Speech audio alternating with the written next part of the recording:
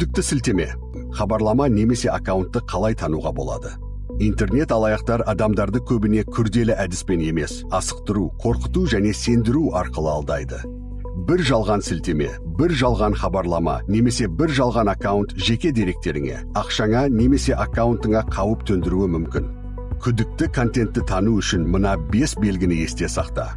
Бірінші белгі асықтыру.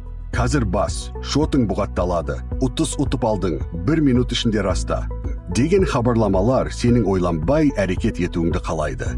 Нақты ұйымдар адамды дүрліктіріп емес, ресми тәртіппен хабарласады.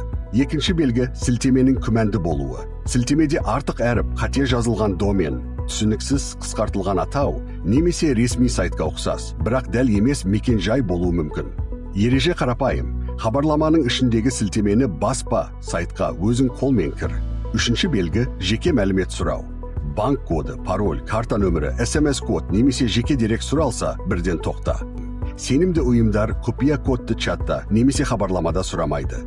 Төртінші белгі аккаунттың жалған көрінуі. Фото бар болғанымен, парақша жаңа ашылған, жазбасы аз, жазылушысы күмәнді, аты ресми ұйымға ұқсайды, бірақ дәл емес болуы мүмкін. Верификация белгісін, тарихын және байланыс мәліметін тексер. Бесінші қадам тексеру және хабарлау.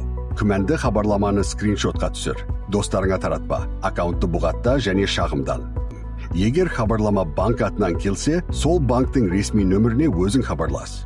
Интернеттегі қауіптен қорғанудың ең жақсы жолы асықпау. Күмәнді сілтемеге өтпе, жеке дерегіңді берме, бәрін ресми арна арқылы қайта тексер. 1 минуттық сақтық кейде үлкен шығынның алдын алады.